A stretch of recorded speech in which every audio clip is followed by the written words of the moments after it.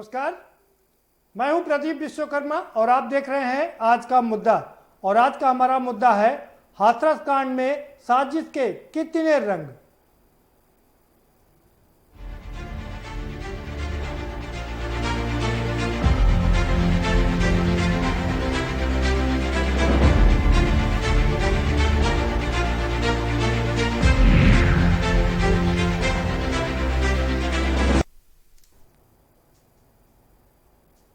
जी हाँ, हाथरस कांड में हर दिन हर रोज एक नए नए आयाम सामने आ रहे हैं। हर दिन एक नया आयाम।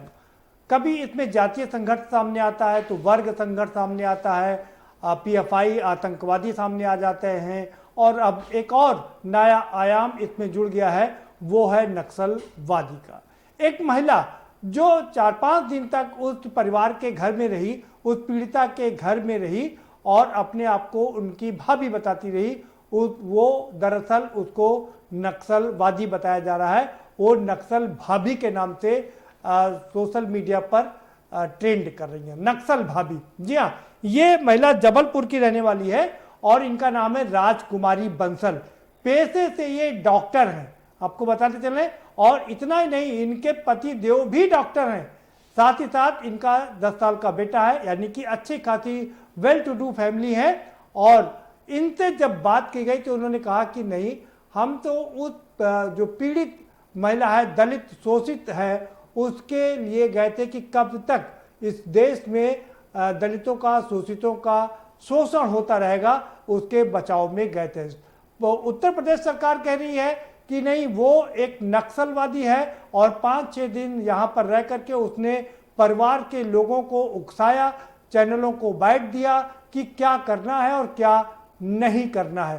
तो तमाम जगह से घूमती हुई ये चीजें अब नक्सलवादी पर आ टिकी हैं। अभी तक पीएफआई के 4 लोग गिरफ्तार हो चुके हैं। हालांकि उन्होंने सुप्रीम कोर्ट में याचिका दायर कर दी है। कप्पन एक जो कि पत्रकार हैं मलयालम केरल से, उन्होंने एक सुप्रीम कोर्ट में याचिका दायर की है और 4 लोगों को फिलहाल हिरासत में रखा गया, गिरफ्तार कर लिया गया है। तो एक तरफ पीएफआई है, पीएफआई के जरिए आतंकवादी एंगल इसमें देखा जा रहा है। दूसरा, मॉरिशस से 100 करोड़ रुपए आने की बात की जा रही है, यानी कि राष्ट्रीय साजिश है, अंतरराष्ट्रीय साजिश है, नक्सलवादी साजिश है, आतंकवादी साजिश है, जातीय संघर्ष है, वर्ग संघर्ष है, कितना कुछ है इस एक कांड में, हाथरस कांड में। एक लड़की जो कहा यह जा रहा था कि उसके साथ दुराचार हुआ और उसके बाद उसकी हत्या कर दी गई, लेकिन पीड़ित पक्ष कह रहा है, जो दूसरा पीड़ित पक्ष है जिसके ऊपर आरोप लगा, यानी कि आरोपी पक्ष कह रहा है कि हमने नहीं मारा, ये तो ऑनर किलिंग है, उनके भाई और माई ने मारा। एक एंगल ये भी निकल के आ रहा है। और अब जब उनसे उनके नार्को टैक्स कराने की बात की जा रही है तो वो परिवार के लोग कह रहे हैं कि आरोपी ने क्या कभी नार्को टेस्ट करवाया है? क्या कभी आज तक इतिहास में नार्को टेस्ट आरोपी का होता है या जो आरोप लगाता है उसका नार्को टेस्ट होता है? ये अपने आप में तो बड़ा सवाल यही है कि महिला दरअसल वो है कौन? क्या वो एक और नया आयाम इसमें जोड़ गई है? नक्सलवादी है क्या? नक्सलवादी भी इसमें कूद पड़े हैं? इसी पर चर्चा करेंगे। हमारे साथ में खास मेहमानों का पैनल जुड़ा हुआ है, हम उनसे आपको रूबरू करवाएंगे, लेकिन उससे पहले एक रिपोर्ट दिखा देते हैं। ये रिपोर्ट देखिए कि वो महिला कितने दिन उस परिवार में रही और कितने दिन तक लगातार वो अपने आप को उनकी भाभी बताती रही और साथ ही साथ में मीडिया को गाइड भी करती रही। ये रिपोर्ट देखिए।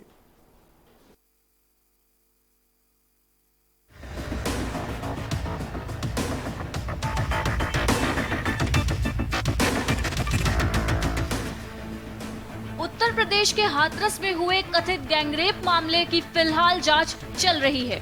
इसी बीच हर रोज हो रहे नए नए खुलासे हाथरस कांड की मिस्ट्री को और सुलझा रहे हैं। शनिवार को हाथरस कांड में नक्सल कनेक्शन सामने आने के बाद हड़कंप मच गया है। एसआईटी की टीम मध्य प्रदेश के जबलपुर की रहने वाली महिला की तलाश में जुटी है। बताया जा रहा है कि संदिग्ध नक्सली महिला पीड़ित के घर में भाभी बनकर रह रही थी।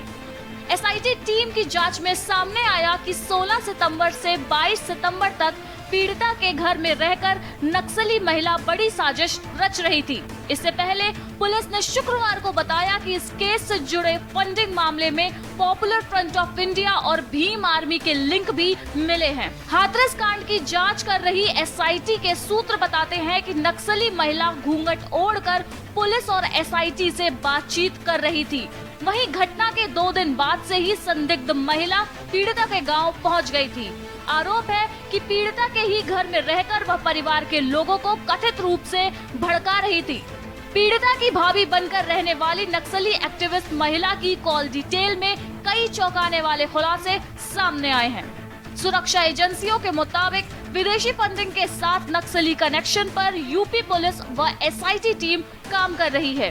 इससे पहले एसआईटी की जांच में पहले जातीय व सांप्रदायिक दंगों की साजिश का पर्दाफाश किया गया था। पुलिस महिला और उसके करीबियों की तलाश में जुटी हुई है। अभी भी 4 दर्जन लोगों से एसआईटी की टीम पूछताछ कर चुकी है।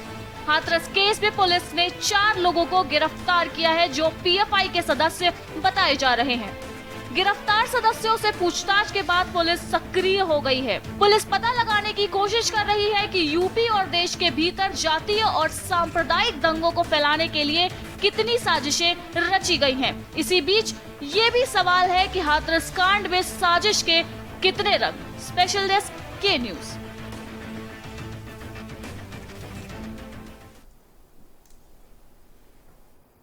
जी हाँ, हाथरस कांड में साजिश के कितने रंग। मुझे लगता है इस कांड में जितने रंग दिखाई दे रहे हैं, इंस्ट्रूमेंट कलर की फिल्म हो गई है ये।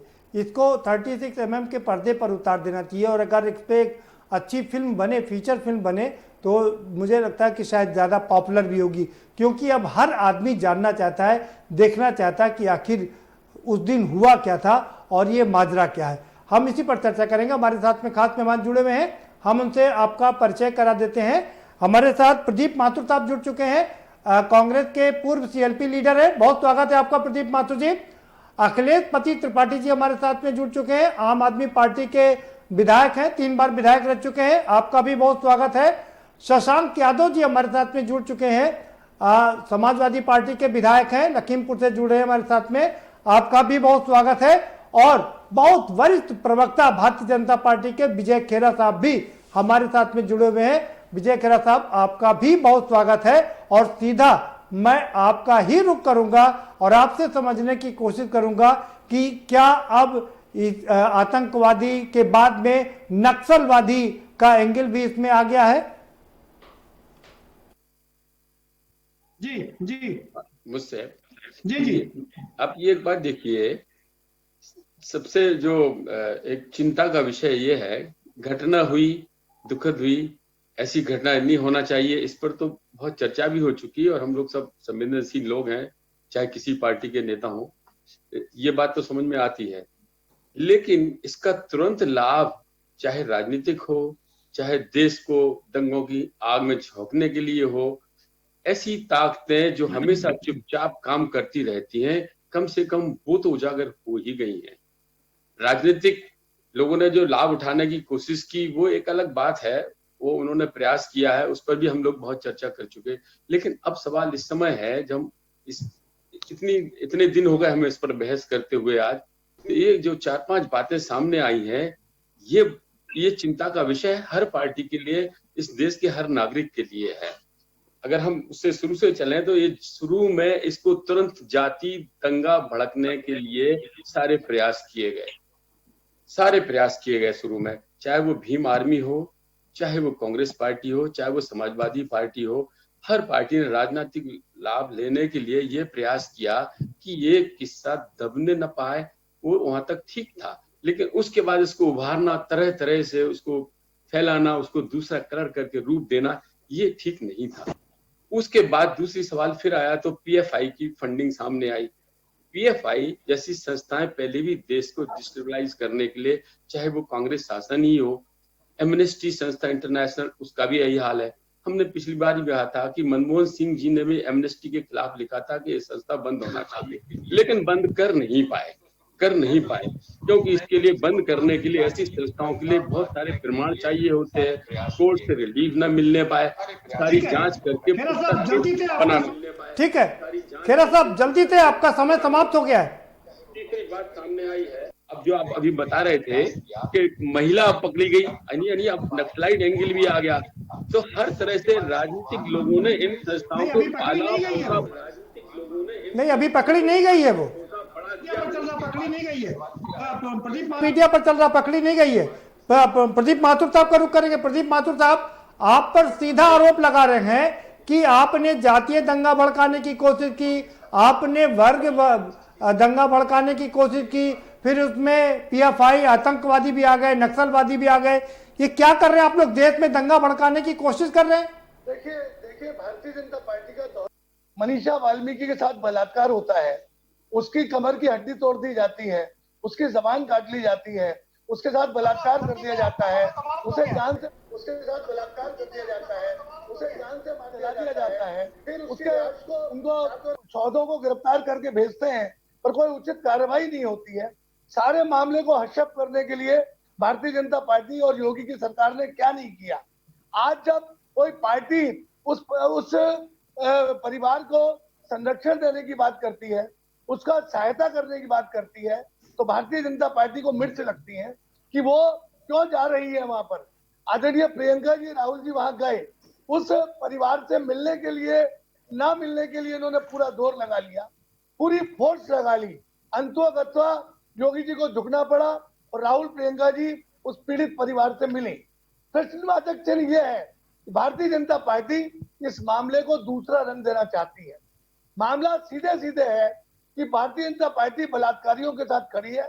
भारतीय जनता पार्टी ये मानने को तैयार नहीं है कि लड़की के साथ बलात्कार हुआ, उसकी हत्या हुई। रात को 2:30 बजे क्यों उस मनीषा वाल्मीकि की लाश को रातों रात फूंक दिया जाता है बिना उसके घर के वालों को बताए हुए। हिंदुत्व को ताक पर रख दिया जाता है। रामराज की कल्पना करने वाले कि भाजपा के लोग सफेद पोशी की बात करते हैं और राक्षस राज की बात करते हैं। ये पीएफआई की बात कर रहे हैं, ये नक्सलवाद की बात कर रहे हैं, ये फॉरेन फंडिंग की बात कर रहे हैं। ये सब बातें यहाँ कहां से आ गई? क्यों आप दूसरा रंग देने की कोशिश कर रहे हैं? पीएफआई के लिए पहले ही ईडी ने कह रखा। ठीक है प्रदीप जी, आपका समय समाप्त। पहले ही ईडी ने कह रखा है फंडिंग कहां से ला रहे हैं और नक्सलवाद कहां से आ गया। यदि कोई समाज सेवी महिला ठीक है, जवाब लेंगे प्रदीप माथुर जी। ठीक है, जवाब लेंगे प्रदीप माथुर जी। ठीक है, ठीक है, ठीक है, शशांक यादव जी, ठीक है, ठीक। शशांक यादव जी, भारतीय जनता पार्टी आरोप लगा रही कि आप लोग लाश पर राजनीति कर रहे हैं। क्या लाशों पर राजनीति होगी देश में और उसके थ्रू दंगा भड़काया जाएगा पूरे देश में? पार्टी को महारत हासिल हो चुकी है मुद्दों को भटकाने की। एक आम आदमी के रूप में, एक सामान्य नागरिक के रूप में अगर आपसे कहा जाता है कि हाथरस कांड में क्या होना चाहिए, तो शायद यही जवाब 99% लोगों का होगा कि उस बच्ची के साथ बलात्कार हुआ, उसकी हत्या हुई है, दोषियों को जेल भेजना चाहिए। इतनी सी बात है। आज की तारीख में जितना भी घटनाक्रम हो रहा है, वो ऐसा लग रहा है कि आरोपी ही इसमें अभियुक्त बनाने की कोशिश हो रही है। मुझे एक सवाल का जवाब दीजिए, जब एसआईटी बन गई थी तो एडीजी लॉ एंड ऑर्डर को क्या जरूरत थी उससे पहले डिक्लेयर करने की रेप नहीं हुआ? जब मुख्यमंत्री जी ने सीबीआई के जांच की घोषणा कर दी थी तो आज 10 दिन हो गए, अभी तक नोटिफिकेशन जारी नहीं हुआ। उसके बाद अगला स्टेप आइए, आपने नार्को टेस्ट की बात उठा दी। जिस सेल्वी वर्सेस स्टेट में सुप्रीम कोर्ट ने नार्को टेस्ट को इलीगल करार कर दिया, उसके बावजूद आप नार्को टेस्ट किसका? कि आरोपी जो पीड़ित पक्ष है आप उसका भी। आप हिंदुस्तान के नहीं दुनिया के किसी भी न्यायालय में जाएंगे तो वहां एक ही चीज लिखी होती है कि वादी का हित सर्वोच्च है, interest of litigant is supreme. तो न्याय और इन्वेस्टिगेशन होता हुआ दिखना चाहिए। बहस चाहे कितनी भी कर लीजिए, जनता के सामने एक सीधा सीधा मैसेज पास हो चुका है कि यहां पर सरकार। थोड़ा नक्सलवाद पर भी बता दीजिए शशांक जी, जल्दी से, समय समाप्त हो रहा है। पूरे मैटर को हशप करने की कोशिश कर रही है और बहुत ही गलत किस्म के लोग उसको राय देने वाले बैठे हुए हैं और अनिर्णय की शिकार है ये सरकार। पहले रात में 2 बजे 2:30 बजे वो उसका अंतिम संस्कार करवाती है, उसके बाद डिक्लेयर करती है डीएम ठीक है। एसपी सब सस्पेंड हो गए और डीएम रुके रहते हैं और बाकी पुलिस वाले सस्पेंड होते हैं। ठीक है शशांक। ठीक है शशांक जी, आपने नक्सलवाद पर कुछ नहीं बोला। अखिलेश पति त्रिपाठी जी, ठीक है अखिलेश पति त्रिपाठी जी, एक घर की न बात कर जी ये बता कारवा कैसे लुटा, मुझे रैजरों से गिला नहीं तेरी रहबरी का सवाल है। जी ये बताइए कि आज बड़े दुखद तरीके से हम लोगों को कहना पड़ रहा है कि सरकार जब पीड़ित पक्ष को छोड़ करके जो अपराधी हैं उनके साथ खड़ी हो जाती है और उनको बचाने की कोशिश करने लगती है तो वो बेचारा कहाँ जाएगा जो पीड़ित है। अब इसको अभी आपने जो मुद्दा रखा है कि कितने पक्ष कितने रंग, तो मैं ये कहना चाहता हूं कि आरोपियों को बचाने के लिए सरकार के कितने रंग हैं ये मैं आज बताना चाहता हूं। जी कितने रंग हैं? पहला रंग जैसा अभी बताया शशांक जी ने कि एडीजे जो है लॉ एंड ऑर्डर आकर के खुद बचाव में कहते हैं कि जी भी जी रेप नहीं हुआ। फिर वो चिट्ठी लिखता है अभियुक्त जेल से, वो वायरल हो जाता है। एक वीडियो वायरल करने की कोशिश की जाती है, शायद बहुत सारे लोग किसान परिवार से नहीं होंगे। त्रिपाठी जी, अखिलेश पति त्रिपाठी जी, जरा थोड़ा नक्सलवाद पर भी प्रकाश डाल दीजिए। अभियुक्तों ने नहीं मारा। अब ये बताइए बीमार हो गया था। ये न्याय के लिए पीड़ित लोग कहाँ जाएंगे? आप ये बताइए, एक बिटिया का रेप होता है, उसका जुबान काट लिया जाता है, उसकी हत्या हो जाती है, रातों रात उसकी। अखिलेश पति त्रिपाठी जी, जल्दी से आपका भी समय समाप्त हो रहा है, थोड़ा नक्सलवाद पर भी प्रकाश डाल दीजिए। शोषित है, पीड़ित है, उसका और शोषण करने की कोशिश की जाती है उत्तर प्रदेश में, और सरकार वहां की 10 दिन चुप रहती है, कोई एफआईआर नहीं हो पाता, और जब आवाज उठती है उसके बाद भी अभी तक वहां की योगी की सरकार शर्मसार होकर के वहां के मुख्यमंत्री पीड़ित परिवार से नहीं मिलते, वहां जाकर के उनको कोई अभी तक कोई अभी। अखिलेश पति त्रिपाठी जी, मैं आपसे बार बार कह रहा हूँ, जल्दी से नक्सलवाद पर भी प्रकाश डाल दीजिए, लगता है आपको आवाज नहीं मिल रही है। विजय तो मैं ये कहना जी, चाहता हूं जल्दी कि से बीजेपी वो जो महिला के बारे में जिक्र चल रहा है अच्छी कि वो नक्सल भाभी है, जब फंस जाते हैं तो उसको अलग अलग रंगों से रंगने की कोशिश करते हैं। चाहे वो आपने देखा दिल्ली चुनाव के पहले उन्होंने जिस तरीके से करने की कोशिश की कि शाहीन बाग का घटना, और शाहीन बाग के नेता फिर जाकर के इन्हीं के साबित हुए, जाकर के बीजेपी में साबित हुए। ठीक है अखिलेश जी, अखिलेश पति त्रिपाठी जी, ठीक है, दोबारा से आएंगे आपके पास में। विजय खेरा साहब, आपके पास आ रहा हूँ। ठीक है अखिलेश पति त्रिपाठी जी, आपकी बात हो गई बात आपकी हो गई। अखिलेश पति त्रिपाठी जी, आपकी बात हो गई बात आपकी हो गई, बस अब आपकी बात नहीं होगी, बिल्कुल नहीं। विजय खेरा साहब के पास चलेंगे। ये प्रूव हो चुका है, ये प्रूव हो चुका है। ना अरे सुन तो लीजिए, हो गई भाई, आप तो इसको राजनीतिक मंच बना दे रहे हैं। अखिलेश पति त्रिपाठी जी, इसको राजनीतिक मंच मत बनाइए, ये टीवी का मंच है, आपकी बात अब नहीं सुनी जाएगी। अखिलेश पति त्रिपाठी जी, क्या भाई अखिलेश पति त्रिपाठी की आवाज बंद कर दीजिए। ठीक है विजय खेरा साहब, ठीक है विजय खेरा साहब, आप बोलिए, उन्हें बोलने दीजिए। विजय खेरा साहब, सवाल ये है, अरे रुकिए भाई, खेरा साहब से सवाल पूछने दीजिए। अखिलेश पति त्रिपाठी जी रुकिए, सवाल पूछने दीजिए। ठीक है विजय खेरा साहब, आप जवाब दीजिए कि ये क्या वास्तव में महिला नक्सलवादी है? आवाज बंद कर दी जाए भाई। अखिलेश पति त्रिपाठी की आवाज बंद कर दी जाए भाई। अखिलेश जी, आप इसी तरह करेंगे तो आपकी आवाज बंद कर दी जाएगी। हर विजय रोज खेरा करना साहब, पड़ती है आप आपको। बताइए। आम आदमी की आवाजें बंद नहीं होगी। जी। अरविंद अरे बंद केजरीवाल और कर, संजय सिंह अरे तुम रट के आते हो, रटा अरे अखिलेश पति त्रिपाठी जी, क्या ये राजनीतिक मंच बना देंगे क्या इसको आप? चले आए, रटा बोले चले जा रहे हो, रट के आ जाते हो। अरे बात पे बहस करो, जो पूछा जा रहा है उसका जवाब दो। बात पे बहस हाँ, कर रहे हैं हम आप। विजय खेरा साहब जल्दी से बता दीजिए, ये जबलपुर की जो महिला है, वही रटा हुआ रोज बोलते हो, चल रहे हैं जो तो उस पर क्यों पाबंदी नहीं रोज लगती? रट के आते हो, वही बोलते हो, वही बोलते जाओगे। आतंकवादी हैं तो उन पर कार्रवाई क्यों नहीं होती? ये क्या आपके लोग हैं? ये बताइए।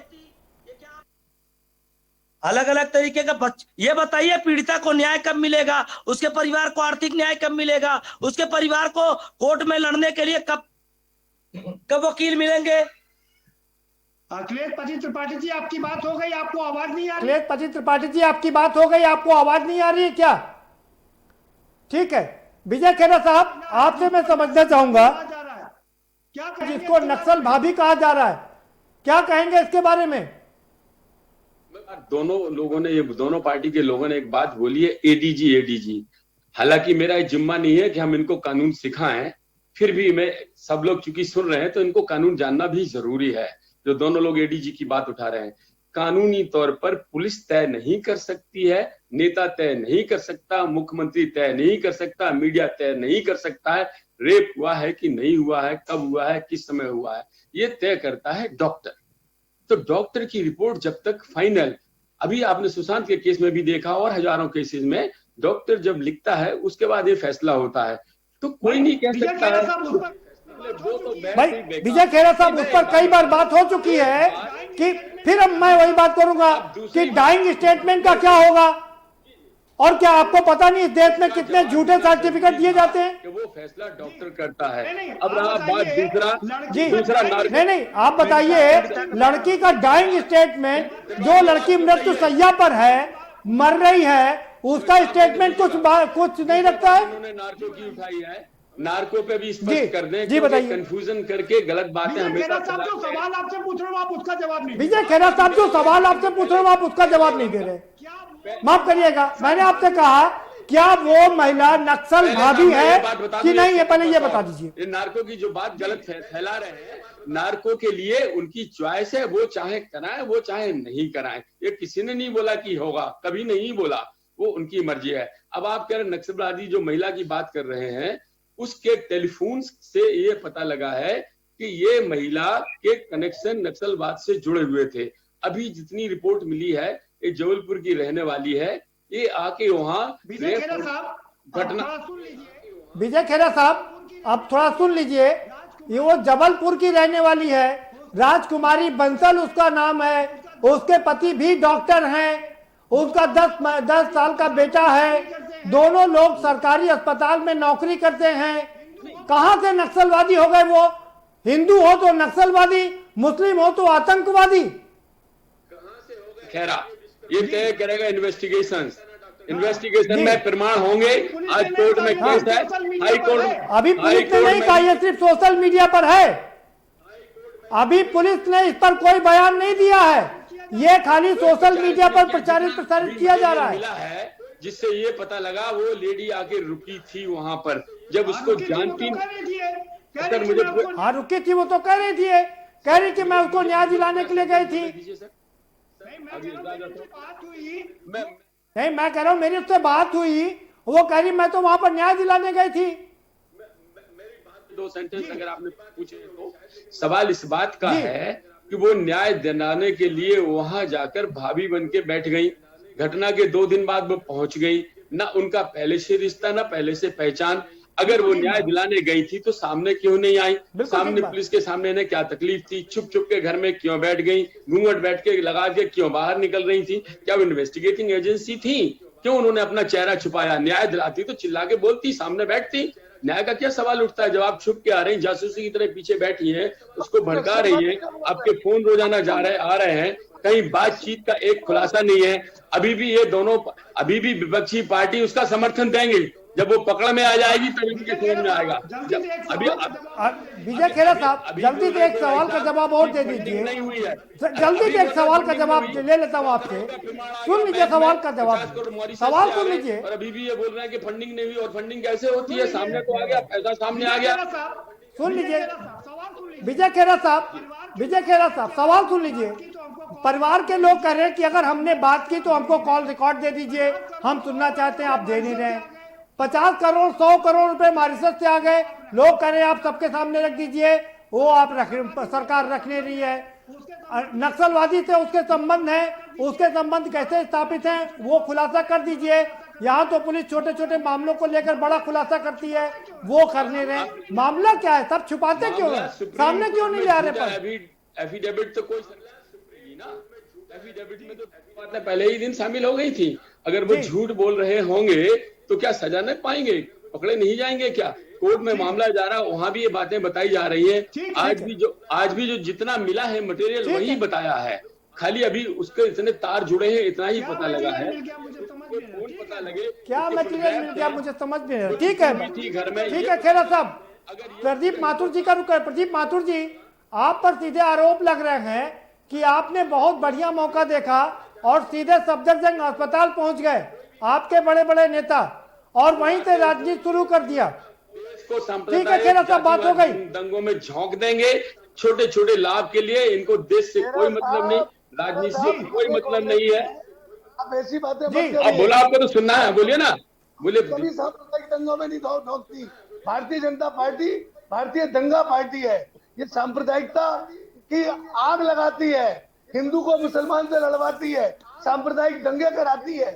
और उस बलात्कार के केस में जिसमें स्वर्गीय मनीषा वाल्मीकि को के साथ बलात्कार होता है, मार दिया जाता है, रात के अंधेरे में चुपचाप से उसको जला दिया जाता है, उसको आप सांप्रदायिक रंग दे रहे हैं, जातिवादी रंग दे रहे हैं, नक्सलवाद का रंग दे रहे हैं, पीएफआई फंडिंग बता रहे हैं, लोगों को गुमराह कर रहे हैं और लोगों का दिमाग बटाने की कोशिश कर रहे हैं।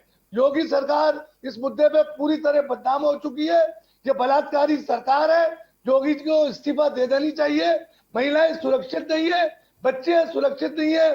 कोई दिन नहीं जाता जिस दिन उत्तर प्रदेश में किसी महिला के साथ दरिंदगी ना होती हो, बच्ची के साथ दरिंदगी ना होती हो।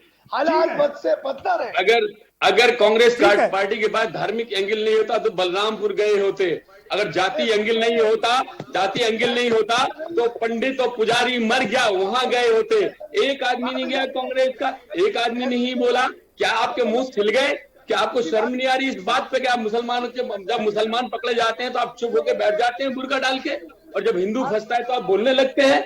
जब वहां पर आपने देखा ब्राह्मण मर गया, उसको जला डाला गया मंदिर में राजस्थान में, तो आप जा नहीं सकते।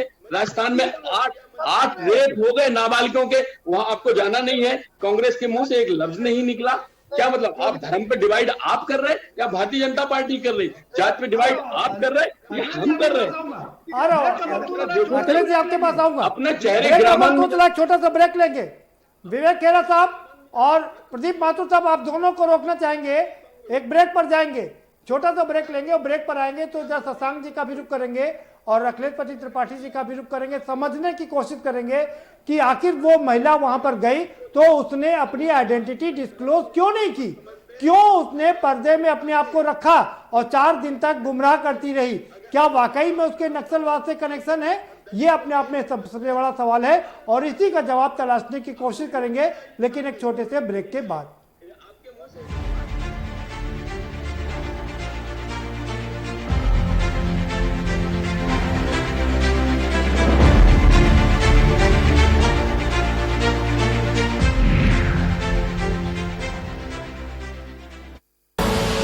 आप देख रहे हैं के न्यूज, खबरों का सारथी। खुदी को आजमाया है तो ये अंदाज आया है, खुदी को आजमाया है तो ये अंदाज आया है। तुम में भी मैं हूं, शुद्ध प्लस पान मसाला। GGS Education Group launches 20% discount on academic fee of courses MBA, BBA, BCA, BFSI and GM, D Pharma, B Pharma. Offers best infrastructure, best transport facility, best academic service and best placement service. Register today to avail 20% discount. Call 9971 496 497 or visit the campus Kanpur Lucknow Highway near Unnao. GGS Education Group. एक दबंग शराब व्यापारी का बेटा मुरादाबाद में फर्जीवाड़े का mastermind.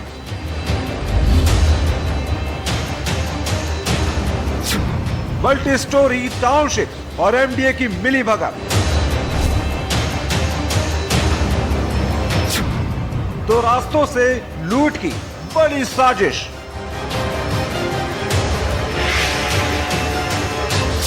ये news पर होगा एक्सक्लूसिव खुलासा। देखिए कल शाम 5 बजे। आप देख रहे हैं के न्यूज, खबरों का सारथी।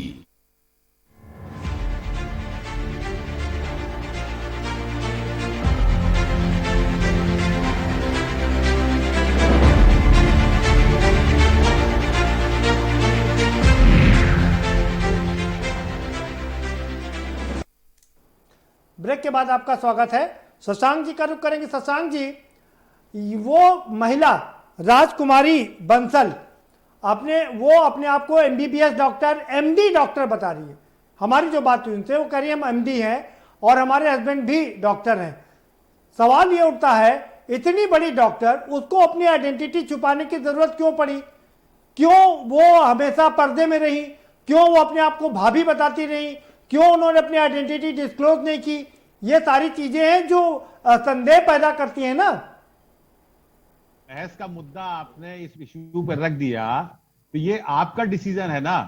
अब उन्होंने अपनी आइडेंटिटी छुपाई या नहीं छुपाई, क्यों छुपाई, ये तो डॉक्टर बंसल ही बेहतर बता सकती हैं। लेकिन मैं एक चीज खाली पूछना चाहता हूं कि सोशल मीडिया ही अगर आधार है कि नक्सली भाभी करके सोशल मीडिया के आधार पर आज वो डिबेट का हिस्सा बन गई, और उससे पहले 4 दिन से 5 दिन से सोशल मीडिया पे चल रहा था कि अगर कोई विरोधी दल का आदमी इस गांव में घुसा तो उसके जो है गाड़ी तोड़ दी जाएगी।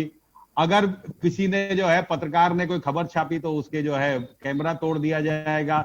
जातीय पंचायतें होने लगी, जातीय रैली वहां पर निकल रही है, प्रशासन की तरफ से कोई एक्शन नहीं लिया गया। ये सारा चीज इंप्लाई क्या करता है? अगर हम एक्सक्लूसिवली नक्सली भाभी के ऊपर निपट के आज अगर कोई नहीं शशांक जी, अगर कोई आदमी चुपचाप चोरी से परिवार में चला जाए और वहां पर परिवार का सदस्य बताए तो इसमें बाकी के लोग क्या करेंगे? पुलिस क्या करेगी इसमें? इसमें आपत्ति कोई कर सकता था तो वो परिवार कर सकता था, वो पीड़ित परिवार कर सकता था। कोई आदमी आइडेंटिटी, आप भी मीडिया में रहे हो, 10-20 साल मैं भी मीडिया में रहा हूं। कई बार बिना आइडेंटिटी बनाए भी न्यूज कलेक्शन करने के लिए हम जाते हैं। कई बार पॉलिटिकल काम के लिए बिना आइडेंटिटी बताए हुए किसी मूवमेंट के लिए हम जाते हैं। तो यहाँ पर किसी आदमी ने अपनी आइडेंटिटी डिस्क्लोज नहीं करी तो आप उसको सीधे नक्सली कह दें। और उसने तो चैलेंज कर दिया, उसने तो गवर्नमेंट को नोटिस दे दी है कि हमें नक्सली साबित किया है। आपने कहा कि पीएफआई को फंडिंग हुई, ईडी ने कह दिया कोई फंडिंग नहीं हुई। आपने कहा कि पीएफआई ने जो है भीम आर्मी को कहा तो पीएफआई और भीम आर्मी में कोई कनेक्शन ईडी ने अभी तक नहीं निकाल पाई है। आपने कहा कि सीबीआई की जांच होगी, अभी तक सीबीआई का नोटिफिकेशन नहीं हो पाया। आप स्टेप बाय स्टेप आप डिविएट हो रहे हैं, अपने स्टैंड से डिविएट हो रहे हैं। खेरा साहब जवाब दीजिए भाई। फंडिंग निकली है, उसमें किसने बोला नहीं निकली? कौन कौन माई का लाल बोलता है? रिकॉर्ड, एक सेकंड, रिकॉर्ड में 50 करोड़ रुपया आया मॉरिशस से, 50 करोड़ रुपया अन्न आया है। कौन बोला? अब कहां से, कैसे, किसने भेजा है? अगर अभी आपको बताने की आवश्यकता नहीं है। अभी मॉरिशस में वो लिंक पकड़ने के लिए पहुंच चुकी है पुलिस वहां। ये समझ लीजिए आप पहले। विजय जी, जो पैसे भेजा गया, एक मिनट विजय जी, मैंने ये कहा था कि पीएफआई ने भीम आर्मी को कोई फंडिंग नहीं करी, ये ईडी का बयान है। पीएफआई को फंडिंग की गई, ईडी का बयान है कि की गई है? नहीं है। पीएफआई और भीम आर्मी का कोई लिंक नहीं है। ये ईडी का पीएफआई, भीम आर्मी की बात, भीम आर्मी को मत जोड़ो, भीम आर्मी की बात अलग है, अभी वो अलग से करिए आप। पीएफआई को फंडिंग हुई है, 100% हुई है, इसमें कोई शक नहीं है। भीम आर्मी की बात दूसरी है कि वो दंगा भड़काने के लिए गए थे, वो अलग बात है। उनकी फंडिंग की बात नहीं हुई है कि भीम आर्मी की फंडिंग हुई है। अगर फंड्स इंडिया में आ रहे बात हैं नहीं तो है। जिम्मेदार तो सरकार होगी। अगर आ रही है तो आपकी सरकार बताए। मोदी जी कहते थे बेशक उस फंडिंग के लिए आप चाहे जिसको जिम्मेदार ठहराइए, वो अलग है, वो सामने आ जाएगा। आरबीआई सेंट्रल वो गवर्नमेंट भी सामने आ जाएगा। फंडिंग कितने की है, क्यों की गई, वो पैसा कहाँ इस्तेमाल किया गया, एक बार तो सबकी समझ में आएगा भाई। अखिलेश पति त्रिपाठी जी आपके पास आऊंगा, पूरा मौका दूंगा आपको। हो रहा है, इनका पार्षद भीतर हो गया, सबको पकड़ेगा अपराधी। बीजेपी के अपराधी आ गए सारे के सारे आपके। रिपोर्ट है, सबसे 37% कुछ नहीं बीजेपी होगा, के एमएलए बोतलें फेंकना, क्रिमिनल बम नेचर के हैं। फेंकना। ये मैं नहीं आप कह रहा पार्टी हूँ, सेवा अपराधियों का गुट है, पूरे के पूरे अपराधी आप पार्टी में भरे पड़े, ऊपर से इन्वॉल्व नीचे है। तक आपके जिनको सेंगर कहीं जगह विधायक नहीं मिलेगी। आपके रेप में आपकी गए, तो पोल खुल आपके गई, चिन्मयानंद आपकी रेप में पूरी गए, पोल खुल चुकी है। आपके सांसद अब दिलेर आपका चेहरा ही नहीं है। अपराधी चेहरा लेके आप पार्टी आएगी सामने, आपके पास कोई चेहरा दिखाने लायक नहीं है। आप पकड़े गए, आपका विधायक 2 पकड़े गए, आपका पार्षद पकड़ा गया, आपके पार्षद ने हाँ बोला कि आपने ऐसा किया था। और क्या चाहिए आपको इससे ज्यादा सबूत? आप इधर उधर की दिल्ली बात को मत करिए। आपने दंगों में डुबो के रख दिया, क्या लोगों को मरवा दिया आपने। न्याय देने पूरी में की पूरी लेट क्यों फंडिंग की अभी आपके सारे पकड़े जाएंगे एक एक करके, बच नहीं पाएंगे। किसी तरह नहीं बच सकते हो तुम। तुम्हारे चेहरा क्या बचा? सारे अपराधी इकट्ठे करके तुमने भर लिए यहाँ पर। दंगा तुमने करवाया, स्थान बांट पे तुमने कराया, तुमने सब लोगों को इकट्ठा किया, तुमने उन लोगों को मुहैया की सुविधाएं, तुमने सारे पत्थर लगवा के छत पर पत्थर फुटवाए, कितनी मौतें तुमने करवा दी। तुम्हारा चेहरा शुरू से अखीर तक अपराध से बड़ा हुआ इतिहास है। आप पार्टी में क्या बोल रहे हैं यहाँ पर? अपने इंटेलिजेंस को ठीक करे। यहाँ पे फेल रही है केंद्र की सरकार। अगर कोई फॉरेन फंडिंग हुई है तो वो आ रही है, तो उसमें अगर उसको रोकने में अगर देश की सरकार असफल है तो उसमें मोदी जी को जवाब देना पड़ेगा। देश को असफल तो हम जवाब देना तो पड़ेगा। अभी आपके विधायकों को जेल देने में भी है, समय लगेगा, चल रहा है, समय लगेगा। आप भी भीतर जाएंगे, सारे आपके जितने नेता फंसे हैं सब भीतर जाएंगे, और वो भी भीतर जाएंगे, वो भी नहीं बचेंगे। पीएफआई ये कांग्रेस का शासन नहीं है, आपका शासन नहीं है कि मुसलमानों को बचा ले या हिंदू को बचा ले या दोनों का दंगा करा दे। सब समान से देखे जाते हैं। योगी के राज में, मोदी के राज में हर धर्म हर जाति के लोग बराबर समझे जाते हैं। या ये नहीं है, उससे पहचान नहीं होगी कि अगर ये उस जाति का है, ये हमारा वोट बैंक है, हम इसको बचा लें। वोट बैंक है हमारा, अगर हम इसको बचा लें। दिल्ली में अपने वोट बैंक को बचाने के लिए आपने दिल्ली को दंगे में झोंक दिया, दिल्ली में आग लगा दी आपने, दिल्ली में लोगों को मरवा दिया आपने।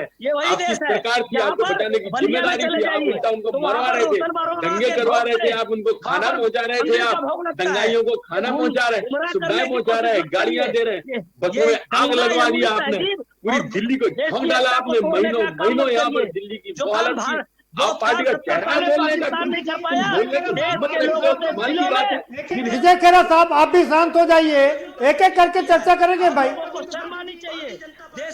अखिलेश पति त्रिपाठी जी, अखिलेश पति त्रिपाठी जी जरा कुछ सवाल सुन लीजिए। आप सवाल नहीं सुनते हैं, आपके साथ दिक्कत ये है। सवाल सुनिए अखिलेश पति त्रिपाठी जी, आपसे सवाल ये है जी, सवाल सुन लीजिए, सवाल सुनिए, सवाल सुनिए। सवाल ये है, सवाल सुनिए। खेरा साहब आप रुकिए भाई, खेरा साहब रुक जाइए, सवाल पूछने दीजिए जी। दीजिए भाई जवाब दीजिए खेरा साहब। सही समय पर किसी पीड़िता का मैं देता हूँ जवाब। उसका इलाज नहीं हो अब सुनो, अब जवाब, अरे जवाब सुनो, दिल्ली क्यों भेजना पड़ता है? अब जवाब सुनो ना, जवाब सुनो ना, जवाब सुनो। अखिलेश पति त्रिपाठी जी आपसे सवाल है मेरा, आप जवाब दो। दिल्ली में उत्तर प्रदेश से ज्यादा रेप हुए, जवाब दो। अभी तक क्यों जवाब दो, किया गया? जवाब दो। आप पार्टी के शासन में ज्यादा रेप हुए, उसका जवाब दीजिए। दिल्ली में आप सिर्फ 30% लोगों को सजा दिला पाए, हमने 60% लोगों को सजा दी। जवाब दो। विजय खेरा साहब बात कहाँ पर कर रहे हैं आप वहाँ? विजय खेरा साहब अखिलेश पति त्रिपाठी से कुछ सवाल पूछ रहे हैं मुझे, अखिलेश पति त्रिपाठी जी सवाल सुनिए। अखिलेश जी सवाल सुनिए। अखिलेश जी सवाल सुनिए। अखिलेश जी सवाल सुनिए। जिम्मेदार बोर्ड ठहरा चुके हैं, आप सवाल सुन लीजिए।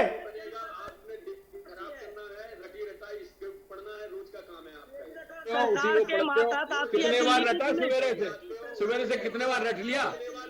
अरे उनका जवाब दो ना। दिल्ली की पुलिस आप एंकर पूछ रहे हैं, उनका जवाब तो दो पहले। इसका जवाब आप अपने भारतीय जनता बात पार्टी क्यों बदलते जाते हो? और गृह मंत्री जी से बैठे 100 सवालों का जवाब दूंगा, सुनने की हिम्मत रखो। खराब होगा उस पर सुनने की हिम्मत रखो। अखिलेश जी सवाल सुन लीजिए। अखिलेश जी सवाल सुन लीजिए। सवाल सुनिए। सवाल ये है कि भाई क्या जो महिला है, चाहे वो एमबीबीएस हो या एमडी हो या डीएम हो, चाहे जितनी बड़ी वो डॉक्टर हो, उनको अपनी कम से कम आइडेंटिटी तो बतानी चाहिए थी ना। वो छुप छुपा करके वहां पर क्यों गई?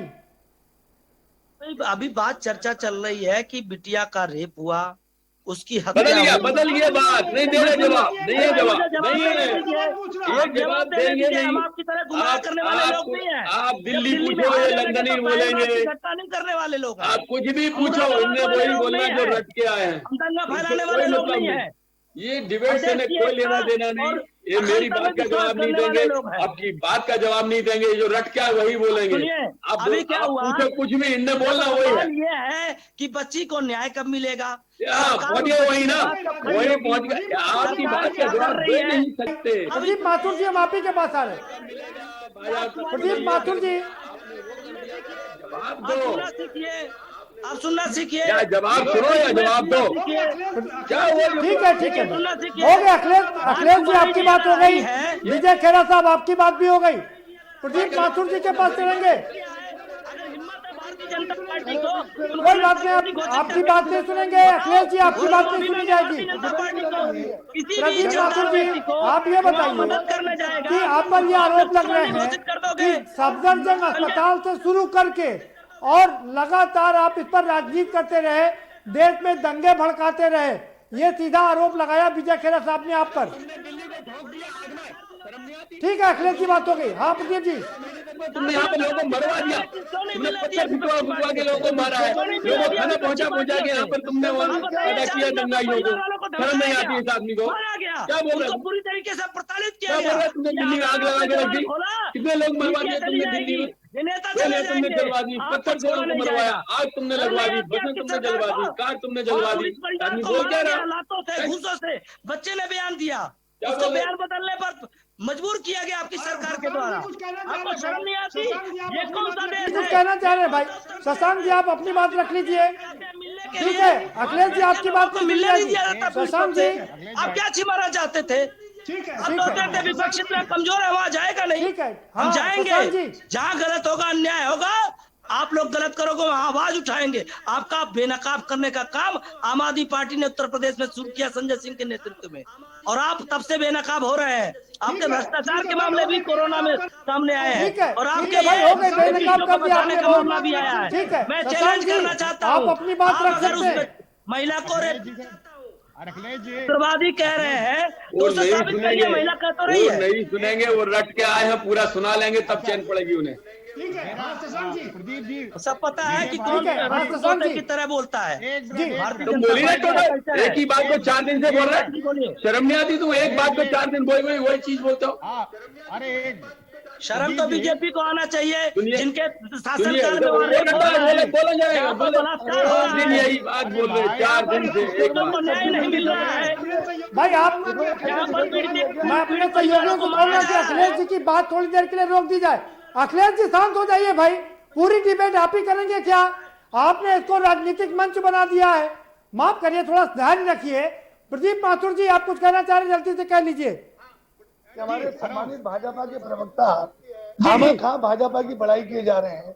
इस सारे कांड में, हाथरस कांड में सारे आम भारतीय जनता पार्टी का हाथ है, और इनको शर्म नहीं आती है। मेन मुद्दे को ये डेविएट कर रहे हैं। शशांक जी आप 1 मिनट रुक जाइए, आपके पास आएंगे। नक्सलवाद की तरफ ले जा रहे हैं। शशांक जी आप 1 मिनट रुक जाइए, आपके पास आएंगे। पीएफआई फंडिंग की तरफ ले जा रहे हैं और फॉरेन फंडिंग से जोड़ रहे हैं। ये लीपा पोती करने के चक्कर में है। इसी नहीं, मेरा सवाल प्रदीप माथुर जी आपसे ये है, नहीं, मेरा सवाल प्रदीप माथुर जी आपसे ये है कि कोई महिला वो जो अपने आप को एमबीबीएस एमडी बता रही हैं, उनको अपनी आइडेंटिटी छुपाने की जरूरत क्या थी? महिलाओं के प्रति, क्योंकि आरएसएस के लोग हैं, इनको महिलाओं से कोई लेना देना नहीं है। जो मदद करेगा उसकी आवाज दबाई जाएगी। इनकी शौक भी दूसरी तरह के होते हैं और इसीलिए ये बलात्कार करते हैं लोगों को। तो स्थिति बड़ी गंभीर है और विश्वकर्मा जी सोचना चाहिए। मैं ये कहना चाह रहा हूँ कि एक सवाल आप बार बार कर रहे हैं कि वो डॉक्टर ने अपनी आइडेंटिटी डिस्क्लोज क्यों नहीं करी। बिल्कुल, तो मैं आइडेंटिटी डिस्क्लोज करने के बारे में पहले एक कानूनी बात बता दूं। विजय खेड़ा जी ने 2 कानूनी गलत बातें कही, उन पे भी जवाब दूंगा। आइडेंटिटी डिस्क्लोज करने की जिम्मेदारी केवल सशस्त्र बलों को है या किसी सरकारी संस्थान में काम करने वाले व्यक्तियों को अपनी आइडेंटिटी डिस्क्लोज करने की जरूरत है। अगर आप स्वतंत्र नागरिक हैं तो आपको हर जगह नेम प्लेट लेके घूमने की आपको संविधान आजादी देता है कि आप शशांक यादव जी, आप अगर एक सरकारी कर्मचारी हैं और आप अपनी आइडेंटिटी छुपा करके गलत जगह रह रहे हैं, तो ये क्या कोई साधारण काम है? सरकारी कर्मचारी और सशस्त्र बलों को आइडेंटिटी बताना जरूरी है, हर व्यक्ति के लिए जरूरी नहीं है। नंबर 1 बात। नंबर 2 बात, मेरा ये कहना है विजय खेड़ा जी ने भी 2 बातें कही। एक बात तो ये कही नहीं, वो मध्य प्रदेश से चल करके उत्तर प्रदेश में आती हैं, घूंघट में रह करके पूरे मीडिया को संचालित करती हैं। बता दीजिए, अगर उसने नाम पूछा जाता और गलत नाम बताया होता तब 420 बनती। अगर उनसे सही बात पूछी जाती, वो ना बताती, अचानक से चली क्यों गई? तो फिर वो अचानक से चली क्यों गई? मैं जब दबाव पड़ा तो अचानक से वहां से गायब क्यों हो गई? मेरी मर्जी है ना, मैं आपके कहने पे थोड़ी 8:53 तक रुकूंगा, ये तो मेरी इच्छा है, मैं कितनी देर रुकना चाहता हूँ। मैं जो बात कह रहा हूं कि अभी 2 तथ्यात्मक बातें गलत आ गई। विजय खेड़ा साहब ने ये कहा था कि ये डॉक्टर तय करेगा कि रेप होगा कि नहीं होगा। मैं उसे बता दूं बड़ा स्पष्ट रूप से, सुप्रीम कोर्ट के 1 नहीं 50 जजमेंट है कि निर्भया कांड के बाद बड़ा स्पष्ट आ गया, एविडेंस एक्ट में भी परिवर्तन हुआ और सुप्रीम कोर्ट का भी ये व्यू है कि मेडिकल ओपिनियन केवल करोबोरेटिव होगी, अथॉन्टिक नहीं होगी। जो पीड़ित है उसका बयान माना जाएगा। और दूसरी एक गलत बात विजय खेड़ा जी ने आज पूरे सार्वजनिक डिबेट में कही कि दिल्ली में लॉ एंड ऑर्डर जो है आम आदमी पार्टी की जिम्मेदारी है। ये गलत तथ्य है, कानूनी रूप से गलत तथ्य है। ये पूरी की पूरी होम मिनिस्ट्री की जिम्मेदारी है। बताइए भाई खेड़ा साहब, डिबेट में जहां पर सब लोग बैठे गलत तथ्य, मैं इनकी दोनों बातों का जवाब दूंगा। हाँ खेड़ा साहब, आप क्या बात कर रहे हैं? ये जो आ गया बीच में आ गया, मैं बताया ना। अखिलेश जी पहले जवाब देने दीजिए, पहले विजय खेड़ा साहब को जवाब देने दीजिए। हाँ खेड़ा साहब, आप पूरी दीजिए, जवाब देने दीजिए। आ गए वो बीच में आ गए, क्योंकि इनको ये लगता है हम ज्यादा बोल लेंगे तो अच्छा होगा। अरे सुनो, अब जवाब प्रश्न किया है तो जवाब सुनिए ना। हाँ, जवाब सुनते हैं खेड़ा साहब, सुनिए। पहली बात जो आप कोरोबेटिव की एविडेंस की बात कर रहे हैं, पहले वो आप समझ लीजिएगा। मेडिकल रिपोर्ट ही रेप के अंदर मेन एविडेंस है और डाइंग और दूसरा बात है, अगर एक सेकंड, डाइंग डिक्लेरेशन भी अगर है तो dying declaration has to be supported by the evidences. ये कहा सुप्रीम कोर्ट ने, ये नहीं कहा है कभी भी जो आप बोल रहे हैं। ये मैं आप पहली बात क्लियर कर दूं। दूसरी बात, दिल्ली के दंगे का सवाल है, मैं लॉ एंड ऑर्डर, एक दूसरी बात थी, मैं जो बात कर रहा हूँ उसमें हाथ किसका पाया गया? आप पार्टी के विधायक, आप पार्टी के पार्षद। अरे सुन यार, 1 मिनट सुन भाई, फिर बोलना 10 मिनट। 8 मिनट सुनो तो सही, फिर जवाब देना, जवाब फिर देना। जैसे जैसे ही आप पार्टी की पोल खुलती है, चिक चिक चिक चिक चालू हो जाती है तुम्हारी पोलें खुल रही। भारतीय जनता पार्टी का जवाब देना सीखो, जवाब देना सीखो। आम आदमी पार्टी को यहाँ पर दिल्ली की जनता ने उसके काम के आधार पर 62 सीटें देकर के इनाम देने का काम किया। काम का आधार पर अब पता लगेगा, अब चुनाव देने का काम किया। शाहीनबाग काम के आधार पर, काम के आधार पे यूपी में 1 सीट नहीं, राजस्थान में 1 सीट नहीं, हरियाणा में 1 सीट नहीं, गोवा में काम के आधार पर ये है तुम्हारा काम। तो उसका मतलब उत्तर प्रदेश में भी करेंगे क्या? काम की कहीं नहीं, कहीं कोई 1 सीट जीते नहीं हिंदुस्तान में। गोवा चले गए थे लड़ने के लिए, बड़े बन के उससे केरल चले गए थे लड़ने के, उत्तर प्रदेश, सब जगह जमाना जब। काम ये है, सब जगह जमाना जब। काम ये है मोदी जी को द्वारा ज्यादा सीटों पे, काम इसको बोलते हैं। मोदी जी को द्वारा डबल सीटों पे कैबिनेट मंत्रियों का आपने यहाँ पर जिम्मेदारी लगाया। दिल्ली की जनता बहुत समझदार है, आपको बाहर करने का शर्म तो करो यार, झूठ बोलने वाली नहीं है। उत्तर प्रदेश की जनता आपकी आपको जवाब देने वाली है। बेनकाब हो चुकी है योगी की सरकार। योगी की सरकार दलित विरोधी है, योगी की सरकार ब्राह्मण विरोधी है, योगी की सरकार युवा विरोधी है, योगी की सरकार किसान विरोधी है। हर तरफ से ये सरकार फेल सरकार रही है। अखिलेश त्रिपाठी जी, ठीक है, शशांक जी, समय समाप्त हो गया, समय समाप्त हो गया। उत्तर प्रदेश आपके पास आ रहा हूँ। क्यों डरते हैं भाई? आपको कोई जिम्मेदार समझदार आदमी जी, आपने इसको पूरी तरीके से राजनीतिक मंच बना दिया और आप बात सुनते नहीं है। कोई विषय नहीं, कुछ भी बोले जा रहे थे, उनको मारा जा रहा था, बच्चे ने बयान दिया है। अखिलेश जी, भाई इसको राजनीतिक मंच मत बनाइए। आप लगातार इसको राजनीतिक मंच बना रहे हैं, रुक जाइए, धैर्य रखिए भाई। समय समाप्त हो गया। प्रदीप माथुर जी, आपके पास आएंगे। सोमवार को अब हाई कोर्ट में सुनवाई होनी है। आपको क्या लगता है कि वहां जाकर के दूध का दूध और पानी का पानी होगा? जी जी जी, प्रदीप माथुर जी, आप अपनी बात। प्रदीप भाई, हम आपको सुनना चाहते हैं, सुनने नहीं देता। आप बहुत अच्छा बोल रहे हैं। देखिए, मैं तो सीधे ये कहूँगा, भारतीय जनता पार्टी योगी जी की सरकार हाथरस कांड को हशप करने की कोशिश कर रही है। ये पीएफआई फंडिंग, नक्सलवाद और तरह तरह की बातें बना के ला रही है। उस मनीषा वाल्मीकि के साथ बलात्कार होता है, उसे जान से मार दिया जाता है। रात को 2:30 बजे उसकी डेड बॉडी को घर वालों से छीन के जबरन जलाया जाता है। ऐसा क्यों किया जाता है? इस बात को योगी जी को क्या जा रहा है? क्या उस बात का भी जवाब दे दीजिए कि जवाब दे दीजिए कि जहां पर 4 हस्तियां एक साथ मिलती है, वीडियो वायरल हो रहा है और कहा ये जा रहा, प्रत्यक्षदर्शी ये कह रहे हैं कि लड़के ने ही पानी पिलाया था ला करके। और ये लोग वहां के प्रत्यक्षदर्शी गवाह हैं। माँ बाप झूठ नहीं बोल सकते। जिनकी बेटी की हत्या हो रही है, जिसके साथ बलात्कार हो रहा है, उसके माँ बाप झूठ नहीं बोलेंगे। और संवेदन शून्य हो चुकी बहुत बार माँ बाप ऑर्डर किलिंग भी कर देते हैं ना, किसी के साथ में देख करके। कोई ऑर्डर किलिंग नहीं है। ये तो ये पड़ोस का मामला था, दुश्मनी में बलात्कार किया गया और उसे जान से मार दिया गया। ये सबको पता है और वाल्मीकि समाज के लोग थे। मेरे समझ में नहीं आ रहा कि योगी सरकार इस घटना को उजागर करना चाहिए था। उनको फांसी की सजा के लिए फास्ट ट्रैक कोर्ट की बात करनी चाहिए थी। इसे छुपाने और दबाने की कोशिश क्यों कर रही है? क्या लगता है कि अब 12 तारीख को कोर्ट में सुनवाई होगी? क्या लगता है कि अब 12 तारीख को कोर्ट में सुनवाई होगी, हाई कोर्ट में? वहां जाकर के कुछ मामला समझ में आएगा। देखिए क्या होता है कोर्ट में। कोर्ट भी मोदी जी के दबाव में है। ठीक है। शशांक जी, आपका फाइनल कमेंट। ठीक है शशांक जी, आपका फाइनल कमेंट। पीड़ित को न्याय मिलते हुए दिखना भी चाहिए, इन्वेस्टिगेशन होते हुए दिखना भी चाहिए। जो परसेप्शन निकल के आ रहा है वो सीधी सी बात ये निकल के आ रही है कि आरोपियों के लिए सरकार जरूरत से ज्यादा, जो अभियुक्तगण है जरूरत से ज्यादा मुलायम है, जरूरत से ज्यादा सॉफ्ट है। ये सरकार के लिए, उसके इकबाल के लिए अच्छी बात नहीं है। पीड़ित को न्याय दिलाए।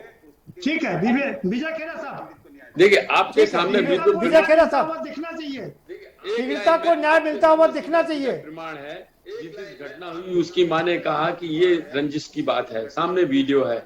उसी दिन रिपोर्ट भी लिख ली गई। जिस दिन उसने कहा कि रेप है, उस दिन रिपोर्ट की रिपोर्ट लिख दी गई। उन लोगों को अरेस्ट कर लिया गया। आगे जब पता और लगा तो फौरन उन्होंने SIT बना दी, स्पेशल इन्वेस्टिगेशन टीम बना दी।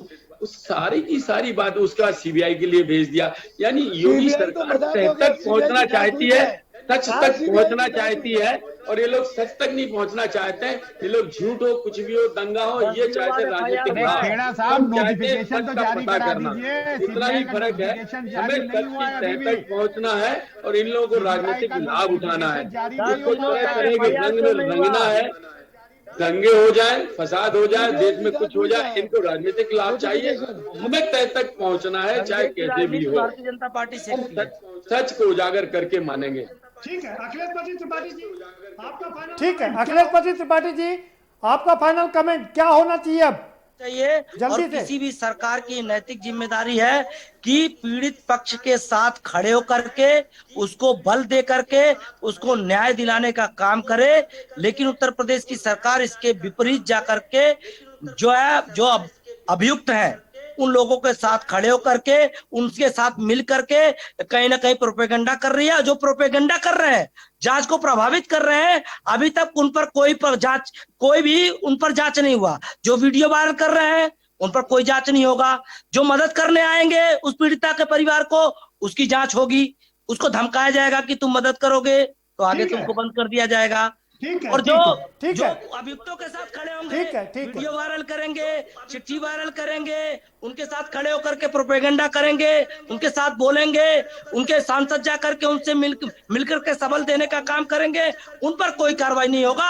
इससे स्पष्ट पता चलता है कि कहीं न कहीं दाल में बहुत बड़ा काला है और पूरा दाल ही काला है। उत्तर प्रदेश। ठीक है, बहुत शुक्रिया, आरोपियों को बचाने की बहुत शुक्रिया आप सभी मेहमानों का, बहुत शुक्रिया इस चर्चा में शामिल होने के लिए। तो कुल मिलाकर के बात यही है कि इस एक कांड के, हाथरस एक कांड के लिए तमाम रंग देखने को मिल रहे हैं, अलग अलग रंग देखने को मिल रहे हैं, तरह तरह के रंग देखने को मिल रहे हैं। जात इस पूरी पिक्चर में जातिवाद भी है, सांप्रदायिक दंगे का भी बात की जा रही है, राष्ट्रीय सद्भावना बिगाड़ने की बात की जा रही है, अंतर्राष्ट्रीय षड्यंत्र की बात की जा रही है, आतंकवादी षड्यंत्र की बात की जा रही है, और अब एक और नया आयाम इसमें जुड़ गया है, नक्सलवाद। नक्सलवादी भाभी भी इसमें अब आकर के जुड़ चुकी हैं। अब सोमवार को कोर्ट में सुनवाई होनी है, तो कोर्ट क्या कहता है ये देखना काफी दिलचस्प होगा। फिलहाल इस कार्यक्रम में इतना ही, आप हमें दीजिए इजाजत और बाकी खबरों के लिए देखते रहिए के न्यूज़ इंडिया।